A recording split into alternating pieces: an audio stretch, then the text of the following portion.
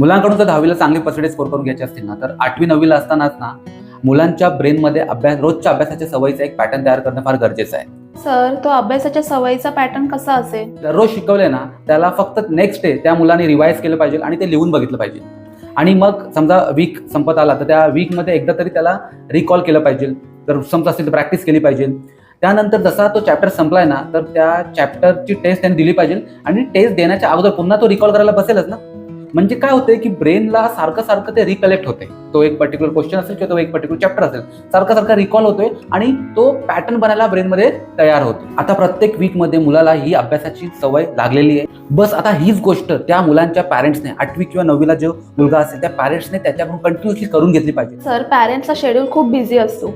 8वी आणि 9वी हे 2 वर्ष पॅरेंट्स आपल्या मुलांकडनं हा पॅटर्न राबवून घेतील हे खूप कठीण आहे. हो, कठीण तर आहेच. इथे कोचिंग क्लासेसचा रोल खूप इम्पॉर्टंट आहे, कारण की त्यांनी ही सवय त्या मुलांकडून लावून घेतली पाहिजे. तर तुम्ही अभ्यासाच्या सवयीचा ब्रेन पॅटर्न तुम्ही तुमच्या कोचिंग क्लासमध्ये येणाऱ्या मुलांकडनं लावून घेतात का? होय, मग मागच्या 12 वर्षापासून बघ कसं आहे की जी हुशार मुलं आहेत ना, ते ह्या पॅटर्नमुळे जबरदस्त स्कोर करतात 10वीला. पण जी ॲव्हरेज मुलं आहेत 6वी 7वी पर्यंत त्यांनी अभ्यासच नाही केला, त्यांना अभ्यासाची सवयच नाहीये, त्या मुलांना 8वी 9वीला ही सवय आम्ही लावून घेतो आणि ती मुलं 10वीला मस्त चांगले पर्सेंटेज स्कोर आरामात करतात.